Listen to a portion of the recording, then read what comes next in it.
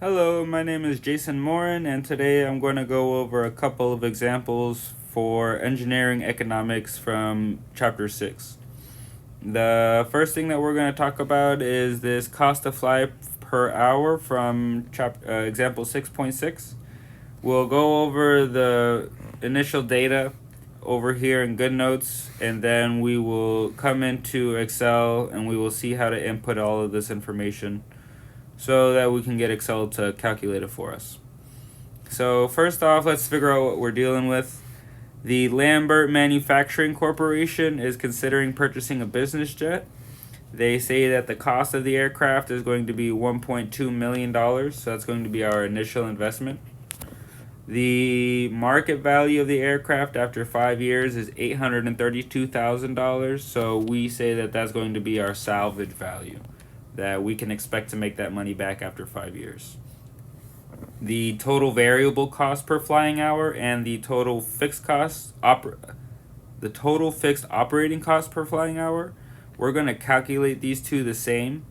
They tell us that the variable cost is going to be $272 per hour for the first year, and it's going to increase at 6%.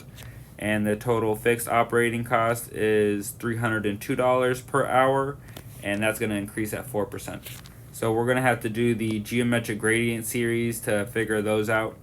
But they also tell us that the annual operating flying hours is going to be 200 hours. So we're going to take that 200 hours and we're going to multiply it by these and figure out what our yearly rate is going to be. Before we get into doing all of that, let's go ahead and figure out what they're asking us. Compute the equivalent annual cost of owning and operating the aircraft per flying hour over 5 years at an annual interest rate at 12%. Okay, so they want us to get the equivalent annual cost at 12%. To do the equivalent annual costs just for our capital for the investment, we're going to do the capital recovery costs. This equation here is found in 6.2, I believe. Capital costs versus operating costs. So going through this, it's basically the same factor that we've been using for the capital recovery, except now we're taking into account the salvage rate or the salvage value. So when we take into account the salvage value, we can go ahead and figure out what banks would charge us for our investment. So this is going to give us the annual investment amount. So back onto 6.6. Let's get into 6.6. Okay. So the capital recovery cost at 12% using this equation here. The 1.2 million investment minus the $832,000 salvage, and this factor that we've been using since chapter 3, with a 0.12% interest rate in 5 years, plus the interest rate times the salvage rate. That's going to give us $224,000 for annually for our capital costs. That's just for purchasing the airplane. Next, let's go ahead and calculate the variable costs. So we know that our variable costs are going to be increasing at 6% each year. So that's when we need to take into account the geometric gradient series. So using this geometric gradient series equation, we know that our first year is going to be $272 per hour, and we're going to be flying for 200 hours. So that makes the first year come out to $54,400. They give us our I value at 12%, they give us our G value at 6%, and they give us our N at 5 years. So we plug all of that into this equation here so that we can find the present worth of the variable costs. And this comes out to be the present worth of the variable cost, $218,000. So that's how much it costs today for these variable costs over the next 5 years, with it increasing payments increasing at 6%. So we don't need it in the present worth, we need it in the equivalent annual worth. So we need to use the same equation that we've been using, the capital recovery factor. So this capital recovery factor, we're going to plug this present worth into our capital recovery factor. And from there, we can see that annually, our variable costs are worth $60,000. So that's how much we need to pay annually for our variable costs for owning this airplane. We're going to be doing the exact same thing for our fixed costs. We see that the fixed cost is going to be $302 per hour for 200 hours. And that's going to come out to $60,000 for the first year. So that's what A2 is. It's $60,000 for the first year. We know that our I is 12%. We know that our G is 4%. That's the rate that the fixed costs are increasing each year. And it's going to be happening for 5 years. We're going to take this and plug it into the same geometric gradient series equation. And we're going to use this $60,000 for A2. And we'll get that the present worth of the fixed costs is $234,000. About $234,000. That's the present value of the fixed costs. Again, we need the annual value of the fixed costs. So we're going to take this $234,000 and plug it into our same capital recovery equation. And that's going to give us a value of $65,000 annually. So now we've taken care of our capital recovery costs, which is our initial investment costs. We've taken care of our variable costs, and we've taken care of our fixed costs. So we're going to add up all of these costs and figure out what our annually expected costs is, because all of these are put into annual costs.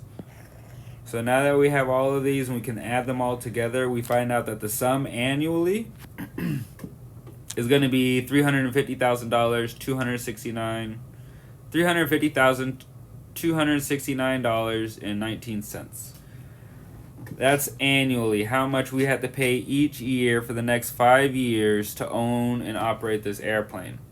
If we're trying to figure out how much it's going to cost per hour, knowing that it's going to be 200 hours flown per year, that's going to come out to $1,751.34 per hour. So we can do all of this in Excel. Let's get Excel up. Okay, so in Excel we can see, let's get our problem statement back out too. Okay, we can see that we have, it's 6.7. You can see that we have all of the same data. We have our investment, our salvage rate, our operating hours, interest rate, number of years accounted. Here's where we calculate our variable costs per hour for year one. So if you can remember over here, this is where we're going to calculate our 200 times $272 per hour. And our variable cost increase is going to be at 6%. We're going to do the same thing, the $302 times 95 cents times 200 for the fixed costs, and multiply that by 200 and get $60,000. We know that our increase, the fixed cost increase is going to be also 4%. So this is going to be the capital recovery cost. This equation is copied into right here, and I'm basically replacing all of my variables with the position of the value. So we have A4, which is our I, minus A7, which is our S, times, and then the rest of this equation here. It's a little bit tedious to go through and plug in and do all of that, but you can see that our numbers do match up. The $224,684.09. Next, you can calculate here the present worth of the variable costs. So we're doing the same thing. We are copying this equation right here into this box, and we're going to replace all of our variables for our calculated values. So we're replacing AVC with A21, and that's $54,000. I is going to be A23, so A23, and that's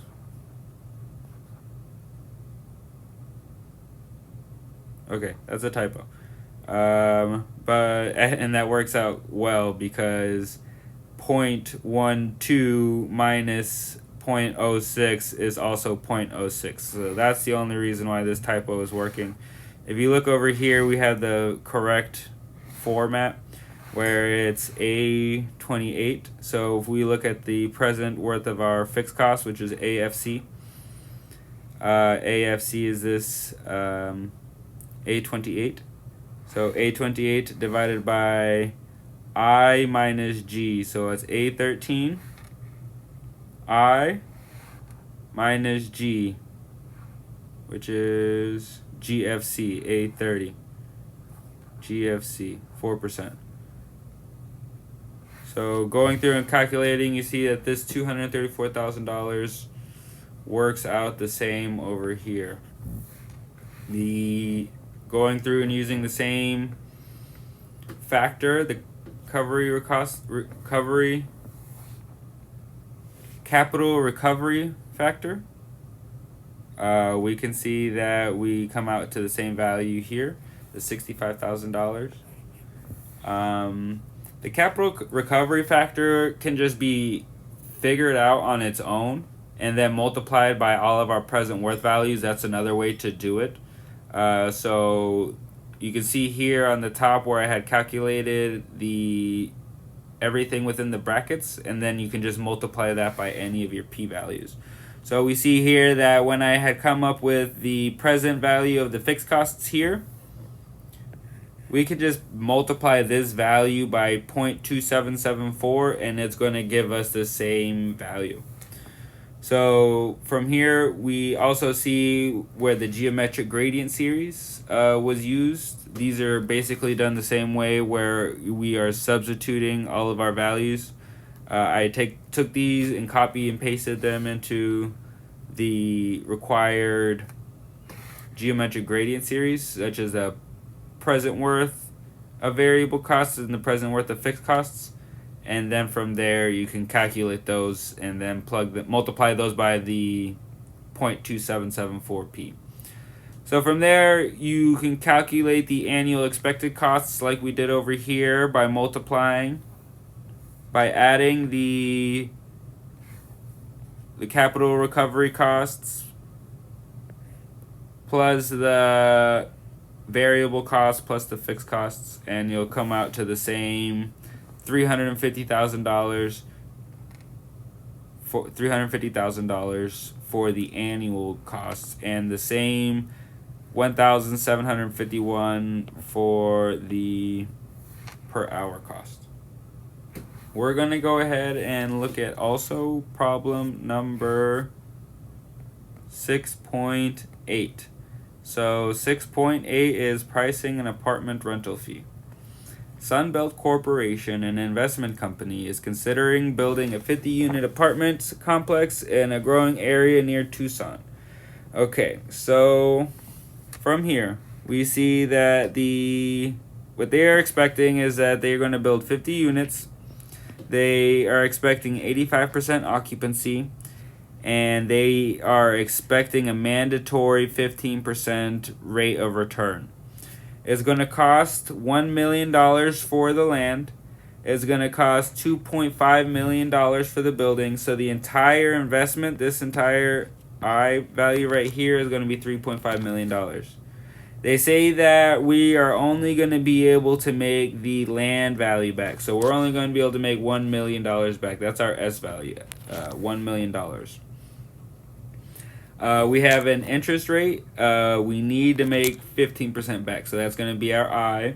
And then they say that the study period is going to be 25 years. So we're going to be looking at this over 25 years. We're going to be using the same capital recovery equation that we had used in the previous example to figure out how much we are going to need to spend annually just for our investment.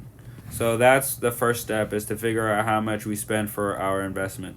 So we see that we're going to initially need to spend $3.5 million, and then we will have a salvage value of $1 million. We will multiply that by our capital recovery factor right here, taken at 0.15% for 25 years. And then we're going to add that to our interest rate times our salvage value. Doing all of that, we see that our capital recovery value at 15% is going to be $536,000 per year. That's how much we need to spend per year to buy the land and the building. Next, we need to figure out what the operating costs are going to be. Oh, I guess I had skipped that. I'm sorry. So they tell us that, where do they say? Property taxes and annual upkeep is going to be $150,000. Property taxes and insurance is going to be 5% of the total initial investment. So the taxes and the insurance is 0.05% of the $3.5 million. That's our initial investment right here. That works out to $175,000. That's how much we spend in taxes and insurance. They already tell us that our annual upkeep is going to be $150,000, so we just add those two together, and that's going to give us $325,000 per year that we're spending just in operating costs. The annual equivalent cost is going to be this capital recovery costs plus our operating costs. That's how much it's going to cost to buy and maintain this apartment rental place. The annual equivalent cost is going to be this $536,000 plus the $325,000, and that equals $861,000 per year to maintain and buy an apartment complex at a 50% rate of return. We need to know how much it's going to cost per unit. So we know the total cost per year is going to cost to get a 15% return. This total cost, we're going to divide that by how many units we're expecting to have. So we have 50 units, and we can expect a 85% full occupancy all the time. So we're going to have 50 units times the occupancy of 0.85, and then we will divide that by 12 months so we can find out how much to charge per month. Doing that, we will get $16.89.70 per unit per month. That is to break even. So that means that we're going to make a guaranteed 15% return on the investment. So that's how we solve this on paper. We're going to go ahead and look at how to solve this through Excel. Okay. So we are on example 6.8. Let's get our problem to look at. Okay. So we have our cost of land at 1 million. Cost of the building is 2.5. It's very simple. You see our initial investment is the land plus the building, which is 3.5 million. The interest rates given, study periods given, annual upkeep is given. Taxes and insurance, we calculated that to be $175,000 per year. The salvage rate, they say, is going to be just the land cost, so that's $1 million. They tell us 50 units. The expected occupancy rate is 85%. So same thing over here. We're going to calculate the capital recovery costs. I went ahead and typed in this formula so that I could copy and paste it into here and then just replace my variables. So you see my I is going to be A11. I is A11. And then my S is going to be A27. S is A27, you see? So that's how I find it to be easy for me. To just go ahead and copy and paste from here into here and then just replace my variables as needed. So that's a little bit more of a tedious equation to plug and play with. Next, we'll calculate the operating costs. So the operating costs is how much it's going to be to, like I said, just run it throughout the year. They tell us that's going to be $150,000, which was recorded right here, and plus the insurance and taxes each year, which is going to be $175,000. The annual equivalent cost is going to be the capital recovery plus our operating costs, and so this is what we expect to spend per year. And you see it's very simple. You just take this C3, which was our calculated capital recovery costs, and plus our C7, which is our operating costs, and that gets $861,000. So we'll take that and we'll divide that by our number of units times 85%. So that gives us a $20,000 per year per unit. That's how much we need to spend per unit per year. We're trying to figure out how much each unit needs to pay per month so that we can charge them a monthly rate with a guaranteed 15%.